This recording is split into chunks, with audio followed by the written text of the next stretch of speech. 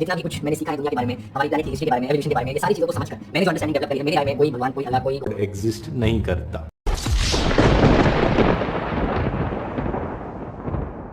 Wake up to reality. کیا انہوں نے اپنے دل میں غور نہیں کیا؟ کیا انہوں نے نہیں دیکھا جو ان کے آگے اور پیچھے ہے، یعنی آسمان اور زمین؟ بھلا یہ لوگ قرآن میں غور کیوں نہیں کرتے، یا ان کے دلوں پر تالے لگے ہوئے ہیں؟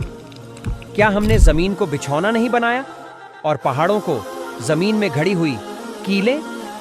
اللہ وہی ہے جس نے ایسے ستونوں ستمبھوں کے بنا آسمانوں کو اونچا کیا جو تمہیں نظر آ سکیں۔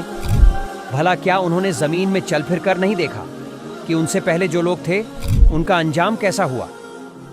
ہم ان کے پاس ایک ایسی کتاب لائے ہیں جس میں ہم نے اپنے علم کی بنیاد پر ہر چیز کی تفصیل بتا دی ہے، اور جو لوگ ایمان لائیں ان کے لیے یہ ہدایت اور رحمت ہے۔ اور جس دن سور پھونکا جائے گا تو آسمانوں اور زمین کے سب رہنے والے گھبرا اٹھیں گے، سوائے ان لوگوں کے جنہیں اللہ چاہے گا، اور سب اس کے سامنے جھکے ہوئے حاضر ہوں گے، اور عمل کی کتاب سامنے رکھ دی جائے گی۔